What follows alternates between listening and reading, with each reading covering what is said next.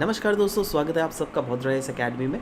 दोस्तों आज का डेट है 12 मई 2022 और सोर्सेज जो हम लोग डेली करंट अफेयर्स के लिए इस्तेमाल करने वाले हैं वो रहेगा Assam Tribune end of course different other national dailies, जिसका पीडीएफ का लिंक मैं नीचे डिस्क्रिप्शन सेक्शन में लगा दूंगा, आप वहाँ से डाउनलोड कर लीजिएगा। And if you at all want to take admissions in Bhadra is academy then any time you can contact on to these numbers, या फिर आप लॉग ऑन भी कर सकते हैं www.bhadraisacademy.in for availing our online courses. चलिए सबसे पहला यहाँ पे न्यूज़ देख लेते हैं। असम ट्रिब्यून से लिया गया दिखोव रिवर की अगर बात करें तो यह एक लेफ्ट बैंक ट्रिब्यूटरी है ऑफ क्या, ब्रह्मपुत्रा। देखो यह ब्रह्मपुत्रा, ठीक है। और ये दिखोव रिवर जो है ना, ये रिलीज तो होती है, निकलती है नागालैंड से, अल्टीमेटली ये घुस जाती है आपका जाके असम के ब्रह्मपुत्र रिवर में, ठीक है। और कहा जाता है ये रीजन जो है ना, ये रीजन शिवसागर डिस्ट्रिक्ट है, पता है ना आपको। तो इस रिवर को, दैट इज दिखोव रिवर को, शिवसागर डिस्ट्रिक्ट का लाइफ लाइन भी बोला जाता है। नाउ प्रॉब्लम क्या हो रहा है, दैट यहाँ की जो रिवर है ना दोस्तों, यह एसिडिक बदलती हुई जा रही है ना, और यह ब्लूइश कलर का चेंज होता हुआ जा रहा है। And this is what the cause of major concern. क्यों? क्योंकि एसिडिक मतलब पीएच लेवल जो है ये 7 से कम हो गया है ना। और एसिडिक रेंज के कारण ही जो है ना बहुत सारे फिश स्पीशीज है, यहाँ की बायोडाइवर्सिटी है लोकल, वह यहाँ पे ख़त्म होती जा रही है। और आपको तो पता ही है यार, वेस्ट बंगाल ले लो, असम ले लो, यहाँ के लोग मछली खाने में कितना एक्सपर्ट है ना। अब आप खुद सोचो, अगर लोकल फिशेस वैरायटी ही यहाँ पे बर्बाद हो गई तो फिर लोगों को जो एक मेजर सोर्स ऑफ न्यूट्रिएंट है वह मुश्किल हो गया। चलो ये तो जस्ट एक शॉर्ट टर्म चीज़ है, बट लॉन्ग टर्म में भी अगर देखोगे ना तो लोगों की लाइवलीहुड छिन जाएगी ना यार, समझ रहे हो बात। तो यह एक बहुत मेजर कॉज ऑफ कंसर्न है। एनीवेज आपको सिर्फ याद रखना है दिखोव रिवर के बारे में, है ना, मेनली। नेक्स्ट दोस्तों, यह न्यूज़ द हिंदू से लिया गया, सेडिशन लॉ के रिलेटेड है। नाउ कोर्ट ने सस्पेंड कर दिया, सुप्रीम कोर्ट ने, दैट अभी से तक जो ट्रायल्स चल रहे हैं ना section 124 that is sedition law के अंडर, है ना, उसको सबको सस्पेंड कर दिया गया है अंटिल उन्होंने सेंट्रल गवर्नमेंट को बोला है दैट आप इस लॉ को फिर से कंसीडर कीजिए। क्यों? क्योंकि सेडिशन लॉ अगर देखिएगा, यह जो है ना पुराने ज़माने, दैट इज़ ब्रिटिशर्स के समय का लॉ है। इनफैक्ट पहली बार जो सेडिशन लॉ इनैक्ट किया गया था 17th सेंचुरी में इंग्लैंड में किया गया था, ठीक है। और तब के देखो इंग्लैंड में क्या था ना, आपको पता हो ना, मोनार्ची गवर्नमेंट थी, ठीक है। अब मोनार्की को सेव करने के लिए अगर ऑफ कोर्स इस टाइप के कानून चाहिए, क्योंकि देखो डेमोक्रेसी में क्या है ना, अभी जैसे हमारे देश में डेमोक्रेसी में आप अगर सरकार के खिलाफ आवाज़ उठाते हो तो ऑफ कोर्स कंस्ट्रक्टिवली हम लोग उठा ही सकते हैं। सरकार किससे बनती है? हमसे, आपसे, राइट। कल को अगर सरकार कुछ गलत करे तो हम लोग नहीं आवाज़ उठाएंगे तो कौन आवाज़ उठाएगा भाई? We are the citizens of India, we should have the right to do this, ठीक है। तो अगर हम लोग का ही आवाज़ को दबा दिया गया with the help of sedition law, तो कैसे डेमोक्रेसी सर्वाइव कर पाएगा जी, है ना। और इस पे अनडाउटेड मैं क्या बोलूँ आप लोग को, आप लोग तो शायद पहली बार या फिर दूसरी बार सुन रहे होंगे, रिसेंटली ये चला हुआ आ रहा है, ये 5-6-8 साल से ये मैं सुनता हुआ आ रहा हूँ, सेडिशन लॉ को हटा देना चाहिए, ठीक है। ऐसा भी हो सकता है दैट अभी भी ये कंटिन्यू चलता रहे, आने वाले 4-5 साल के बाद शायद इसमें कुछ केस हो फाइनल, ठीक है। तो आप रेडी रहो उसके लिए। बट आपको अभी क्या जानना है, सेडिशन लॉ के वेरियस प्रोविजंस, हिस्टोरिकल बैकग्राउंड, वो बना कहाँ पर था, ठीक है। अगर इंडिया में वो आया तो कब आया? ऑफ कोर्स 1860 में जब इंडियन पीनल कोड बना था ना, तब बेसिकली इसको किया गया था। बट इसको ओरिजिनली वैसे थॉमस मैकॉलॉ के समय ही इसको ड्राफ्ट कर लिया गया था 1837 को इंडिया में। उसके बाद ऑफ कोर्स 1870 को जो इस चीज़ों में अमेंडमेंट लाया गया, ठीक है, उसके थ्रू फाइनली सेक्शन 124A को इंसर्ट किया गया है इन आईपीसी, जिसके तहत यू नो ऑफ कोर्स आपको तो पता ही है सेडिशन लॉ, दैट अगर कोई सरकार के खिलाफ कुछ उठाए आवाज़ तो उस केस में, मतलब सरकार के खिलाफ ऐसे वैसे नहीं, वो तो आप तो देखते ही होंगे, सब कोई, हर एक नॉर्मल जनता भी बोल देता है, सरकार को गाली दे देता है, वो वाली नहीं, ठीक है। इस टाइप का आवाज़ उठाओ जिससे क्या सरकार टॉपल हो सकता है, या फिर यू नो वायलेंस छिड़ सकता है, दो कम्युनिटी के बीच में झगड़ा हो सकता है, इस टाइप से चीज़ें, समझ रहे हो। मतलब section 124A of IPC define क्या करता है, इसका डेफिनेशन पढ़ेंगे ऑटोमेटिकली समझ जाएंगे।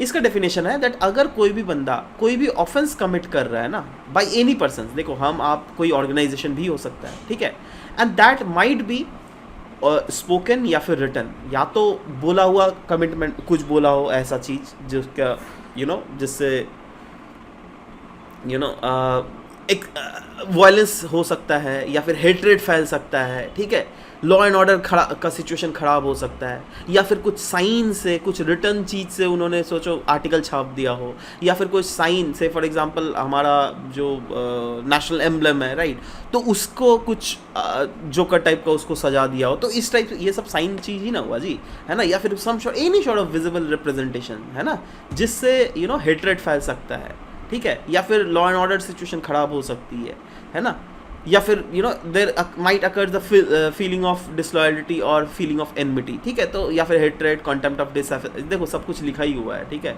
तो इस टाइप के सिचुएशन में जो है सेक्शन 124A ऑफ आईपीसी को लागू किया जाता है। ध्यान दीजिएगा, यह नॉन बेलेबल ऑफेंस है, मतलब इसके अंडर अगर आपको कैद की सज़ा होती है ना तो आपको बेल भी नहीं मिलेगा, समझ लो।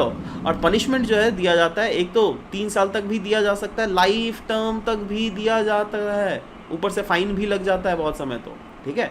A person charge under this law is Baird from governmental job, अगर उसलिए ध्यान से अभी सरकार को कंस्ट्रक्टिवली ही क्रिटिसाइज करना है, कभी भी ब्लंटली मत करो, until unless you are not standing by your own feet, right, है ना। तो उस टाइप की चीज़ें अगर करोगे then you might be charge, आपको गवर्नमेंट जॉब मिल भी नहीं सकती है, ऐसा भी प्रावधान है, ठीक है। और जो भी सेडिशन लॉ में फंस जाते हैं, है ना, तो they have to live without their passport, आप बाहर में जा भी नहीं सकते, और जब भी कोर्ट आपको बुलाएगी, तब तलब करेगी, तभी आपको कोर्ट में हाजिरी भी देना पड़ेगा, ठीक है। नेक्स्ट दोस्तों, यह MPLAD स्कीम के रिलेटेड है। नाउ क्यों न्यूज़ में था ये MPLAD स्कीम, पहली बात तो ये देख लेते हैं, क्योंकि मिनिस्ट्री ऑफ फाइनेंस ने जो है ना दोस्तों, उन्होंने रिवाइज किया है इस MPLAD के रूल्स को, और बोला है दैट जो इसमें जो 5 करोड़ रुपए दिए जाते हैं ना, उसमें क्या होता है ना, वो जमा होता है, ठीक है। अब उस जमे में भी आपको इंटरेस्ट तो मिलेगा ना यार, आप खुद सोचो 5 करोड़ रुपये में इंटरेस्ट बहुत ज़्यादा होता है यार, है ना। तो पहले क्या होता था दैट इसमें जो इंटरेस्ट मिलता था वो अल्टीमेटली फिर से इस फंड में ही घुस जाता था, समझ रहे हो।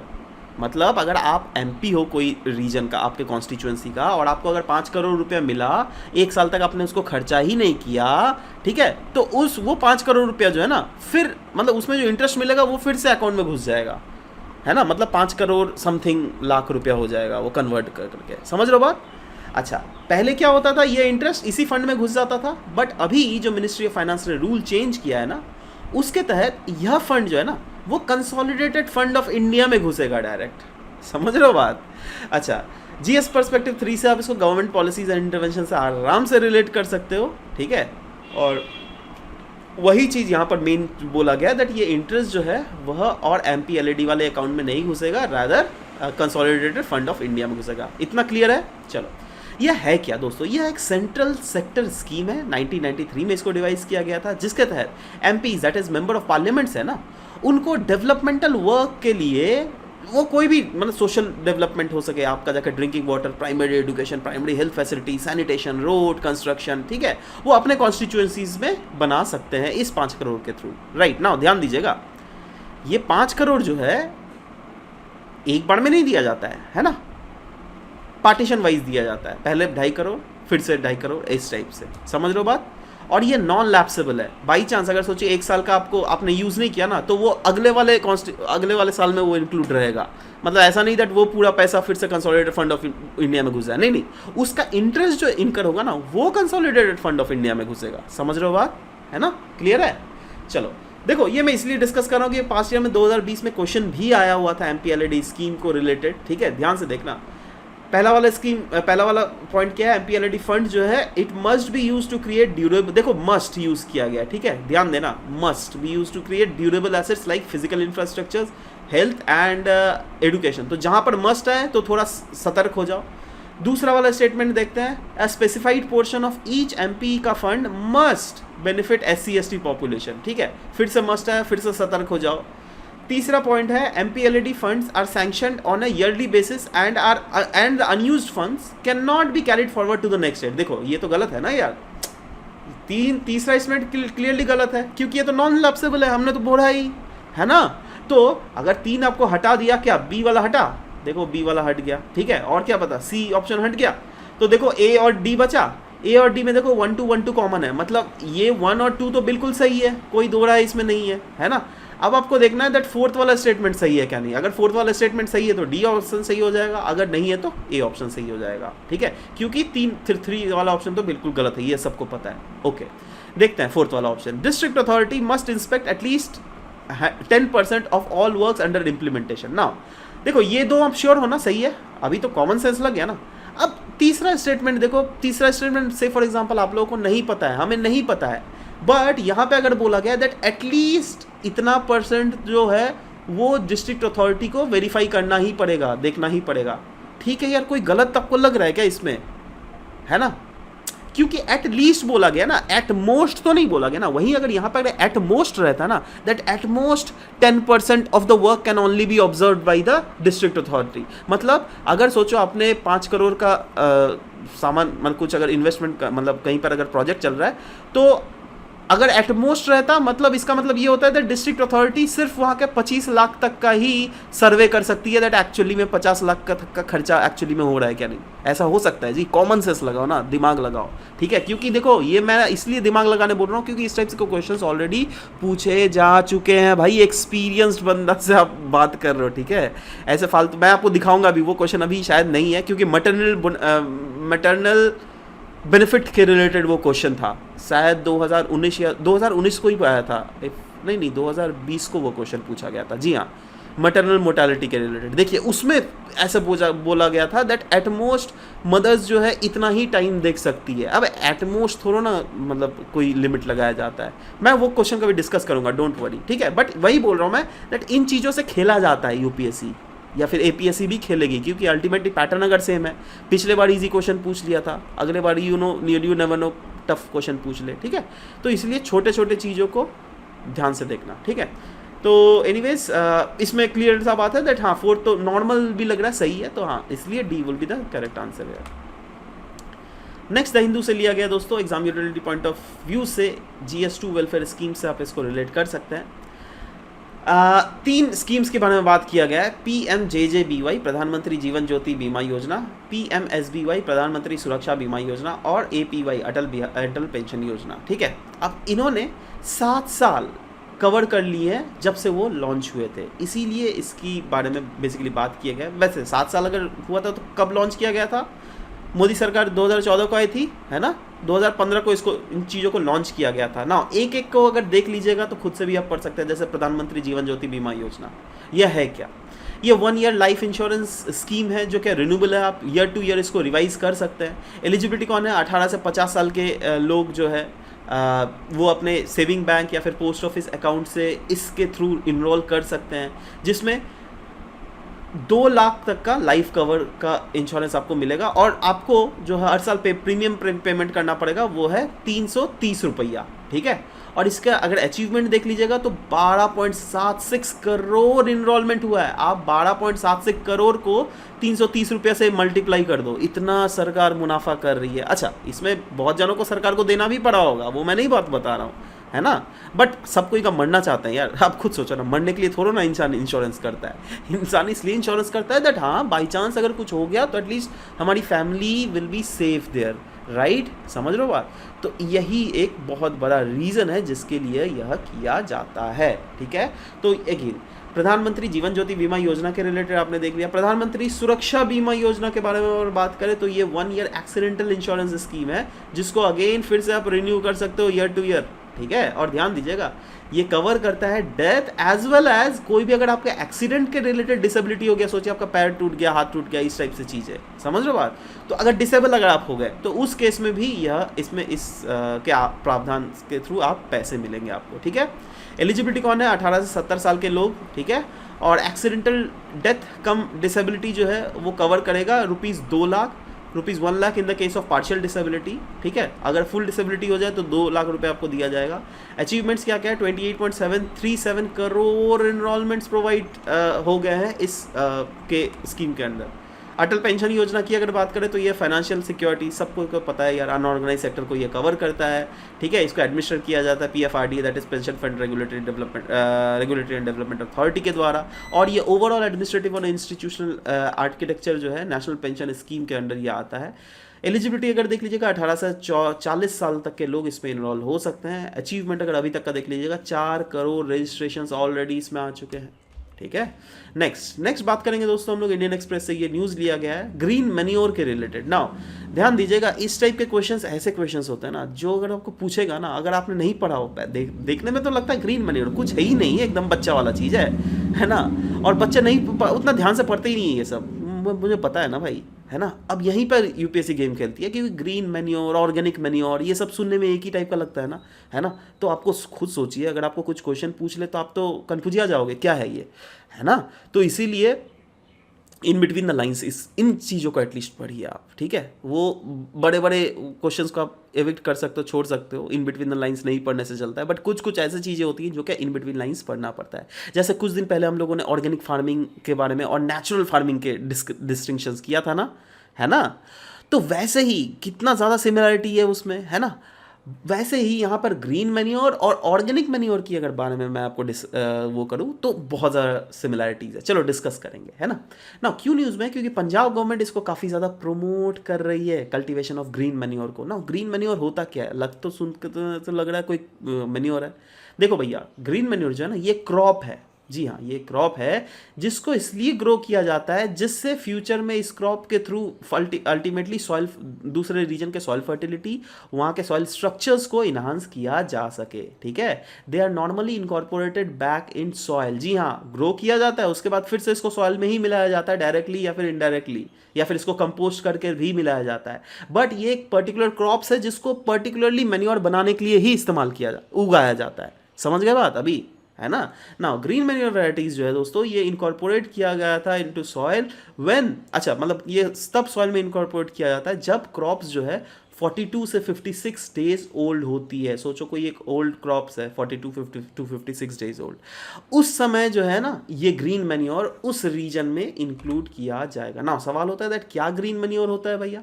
देखो डिफरेंट मेन वैराइटीज जो होती है ग्रीन मैन्योर की, वो है 3, दैट इज ढैंचा, काउपी, सनहेम्प। देखो ये है, ये ढंचा, काउपी, सनहेम्प, इस टाइप के जो ट्रीज होती है, मतलब प्लांट्स स्पीशीज, इनके थ्रू अल्टीमेटली फिर से ग्रीन मैन्योर तैयार किया जाता है। दूसरे अदर भी है जैसे समर मूंग, है ना, मैश पल्सेस, ग्वार, है ना, तो इनसे भी ग्रीन मैन्योर मैन्युफैक्चर किया जाता है। बेनिफिट की अगर बात करें, क्या फ़ायदा होता है, ऑफ कोर्स यार यही है, ऑर्गेनिक वाला चीज़ है, बेनिफिट्स में लिख सकते हो दैट हाँ, सॉइल की जो ऑर्गेनिक मैटर है वो इन्हांस होती है, सॉइल में माइक्रो न्यूट्रिएंट्स ज़्यादा आते हैं, ऑब्वियस सब आता है, right. It is a good alternative to organic manure as well, है ना। ये जो हम अभी जो किसान जो इनऑर्गेनिक फर्टिलाइजर यूज़ करते हैं जिसमें आउट ऑफ पॉकेट एक्सपेंडिचर बहुत ज़्यादा हो जाता है किसानों का, वो बहुत हद तक घट जाएगा, ठीक है। अब जीरो नहीं होगा क्योंकि ये भी अगर खरीदोगे पैसे तो लगेंगे भाई इसके भी, है ना। It conserves the nutrient and add nitrogen and stabilises the soil structure. साथ ही साथ ये डिकम्पोज कर जाता है रैपिडली। इससे क्या होता है दैट हाँ मतलब इन्वायरमेंट को भी ज़्यादा नुकसान एज सच नहीं होता है, ठीक है ना। क्यों ये पंजाब में उगाया जा रहा है, क्योंकि पंजाब में अगर पर हेक्टर फर्टिलाइजर कंजम्पशन देख लीजिएगा वो अराउंड 244 kg है, जो कि फर्टिलाइजर, केमिकल फर्टिलाइजर की बात कर रहा हूँ, बहुत ज़्यादा है ना जी, है ना।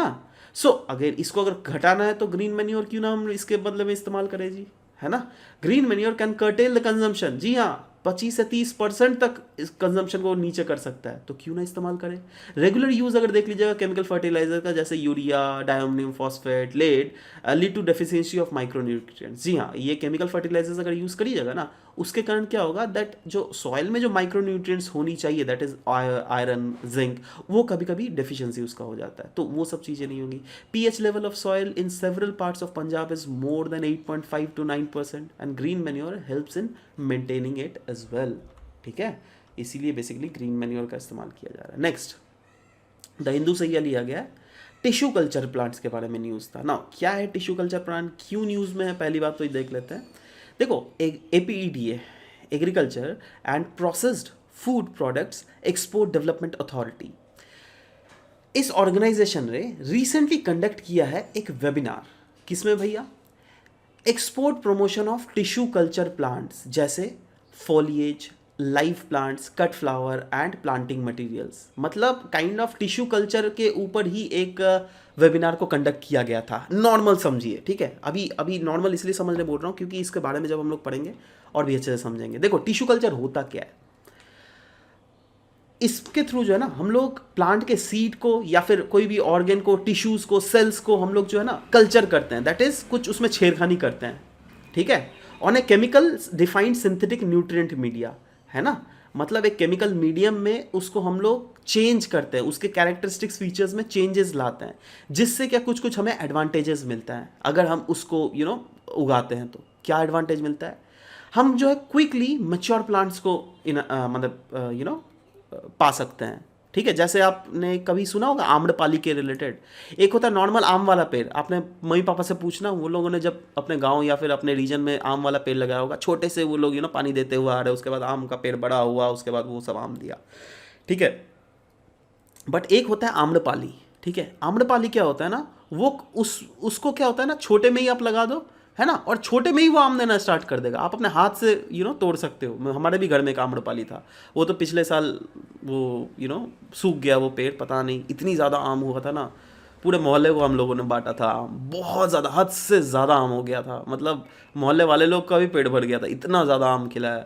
बट उसी बार इतना ज़्यादा, मतलब अभी तक का मैंने जितना बार देखा था सबसे ज़्यादा आम पिछले बार ही दिया था, और उसके बाद ही दैट आम का पेड़ डाइड, राइट। तो एनीवेज आम्रपाली वही होता है दैट छोटा पेड़ जो है वो भी आपको अच्छा खासा आम देगा, समझ रहे हो। एडवांटेजेस अगर देख लोगे प्लांट टिश्यू कल्चर का, तो वो एक तो क्विकली हमें मैच्योर प्लांट मिल जाता है, ठीक है। ऐसे बहुत सारे प्लांट स्पीशीज़ होते हैं, सिर्फ आम का ही नहीं, डिफरेंट अदर प्लांट स्पीशीज़ भी होते हैं, ठीक है। बहुत समय क्या होता है ना, कुछ कुछ ऐसे पेड़ होते हैं जहाँ पे डिजीजेस लगे हुए रहते हैं, है ना, उनका जनरेशंस ऑफ पेड़ में डिजीज, पेस्ट, पैथोजेंस अटैक करते रहते हैं। बट इस टिश्यू कल्चर के थ्रू जो है ना आप इस अटैक को रोक सकते हो, ठीक है, क्योंकि पहले ही आप कुछ कुछ चेंजेस ला सकते हो उसके टिश्यूज सेल्स में, समझ लो बात। Next is storage of genetic plant material to safeguard native. हाँ देखो, टिश्यू कल्चर इसलिए भी बहुत ज़्यादा इंपॉर्टेंट होता है ना, क्योंकि अभी जो कमर्शियलाइज्ड वर्ल्ड है, अभी क्या हमें देखने को मिल रहा है दैट सब समय कमर्शियल क्रॉप्स को ही ज़्यादा प्रमोट किया जा रहा है, ठीक है। जो हमारे जो नेटिव स्पीशीज़ है प्लांट्स के, वो धीरे धीरे ख़त्म होते जा रहे हैं, समझ लो बात। तो टिश्यू कल्चर के थ्रू जो है उनको सेव भी किया जाता है, और कुछ उस स्टैट्स मैं आपके साथ शेयर करूँगा, इससे आप और भी इसका महत्व समझोगे। कैसे, जैसे 2020-2021 के बीच में अगर इंडिया का एक्सपोर्ट देख लीजिएगा ऑफ टिश्यू कल्चर प्लांट, ठीक है, वह यूएसडी में 17.17 मिलियन, बहुत ज़्यादा होता है भाई, मिलियन, 1 मिलियन मतलब पता है कितना होता है, 10 लाख रुपए, ठीक है। और 1 मिलियन मतलब 10 लाख रुपए, है ना, यहाँ पे मिलियन डॉलर की बात की जा रही है, मतलब $1 मतलब अराउंड 75 से 80 रुपए है, समझ रहे हो बात। तो इतना इंटू उल्टा उल्टा 75 और भी कर दो समझ रहे हो बात, तो उतना रुपया इंडिया को मिलता है, तो बहुत ज़्यादा है ना भाई, हाँ। Top 10 countries importing tissue culture plant from India कौन कौन है, Netherland, USA, Italy, Australia, Canada, Japan, Kenya, Senegal, Ethiopia, Nepal, ठीक है।